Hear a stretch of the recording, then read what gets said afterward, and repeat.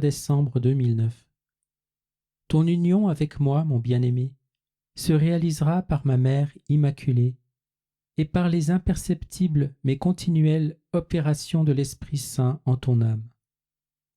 Ensemble, l'Esprit Saint et ma mère immaculée se mettent au service des âmes qui aspirent à s'unir à moi. N'est-ce pas une chose merveilleuse? L'Esprit Saint qui est Dieu, source de toute sainteté dans les créatures et amour substantiel par lequel mon Père et moi sommes éternellement un, se met lui-même totalement au service d'une créature limitée et pécheresse, afin de susciter une union avec moi qui soit l'expression parfaite dans une âme humaine de l'union de mon âme humaine et de ma divinité avec mon Père. En ce jour-là, vous connaîtrez que je suis dans mon Père, et vous en moi, et moi en vous. Jean 14, 20.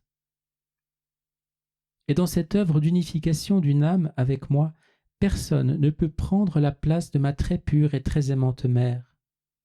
Elle est la médiatrice de toute grâce, et de même que personne ne peut aller au Père sans passer par moi, personne ne peut venir à moi sans passer par celle de qui j'ai pris chair en son sein virginal.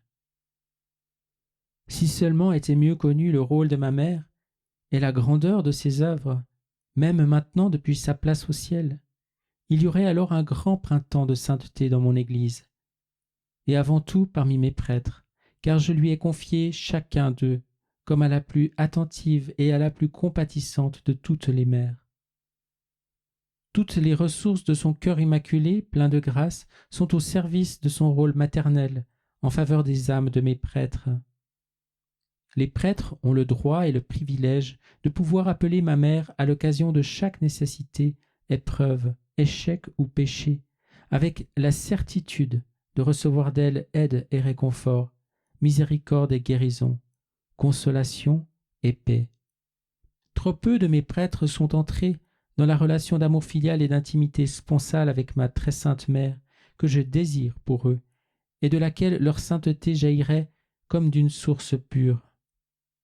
En un mot, cette relation avec ma très pure mère est le secret de la sainteté sacerdotale. Il suffit que mes prêtres recherchent Marie, ma mère, et tout le reste leur sera donné par surcroît. Les plus grands saints l'ont su, mais aujourd'hui, beaucoup de cœurs de prêtres se sont obscurcis et refroidis, et leur relation avec ma mère, qui doit être à l'image de ma propre relation avec elle, est presque inexistante. Le renouveau de sainteté de mes prêtres n'arrivera, comme je l'ai promis, que lorsqu'ils seront devenus des petits-enfants et qu'ils se consacreront entièrement au cœur immaculé de ma mère. Leurs cœurs ont besoin de son cœur. C'est mon message pour aujourd'hui. C'est ce que je désire tant que mes prêtres apprennent et mettent en pratique. Ceux qui le feront avanceront rapidement sur la voie de la sainteté et leurs vertus brilleront pour la joie de l'Église et pour la gloire de mon Père dans les cieux. Aujourd'hui, tu dois parler à N du silence et de l'humilité, de la bienveillance, de la douceur et de la modération. En même temps, réconforte-le et encourage-le. Assure-le de ton amour paternel et encourage-le à se tourner vers ma mère et à s'abandonner entièrement sous sa protection. Mardi 8 décembre 2009, Immaculée Conception de la Bienheureuse Vierge Marie. Mon propre cœur déborde d'amour pour toi, et je me réjouis fort de te voir en prière devant moi. Aie confiance en ma providence. Tout se déroulera comme je l'ai promis, et ton espérance ne sera pas déçue. Je suis tout puissant, tout miséricordieux, et tout attentif à chacune de tes prières, comme à chacun de tes soupirs. Il y en a si peu qui croient à mon amour personnel pour chaque âme.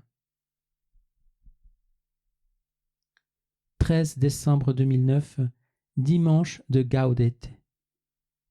Chaque fois que tu veux intercéder avec moi pour quelqu'un, il suffit que tu dises ta prière comme elle te vient, sous l'inspiration de l'Esprit Saint, dans la certitude que je t'écoute et qu'à chaque instant mon cœur est ouvert à tes supplications. Je suis plus attentif en écoutant tes prières que tu ne pourrais l'être en les formulant.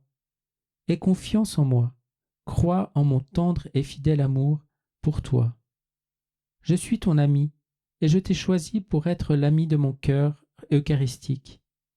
Pourquoi donc n'écouterais-je pas tes prières et n'y répondrais-je pas de la manière qui convient à mon infinie sagesse et à mon amour miséricordieux?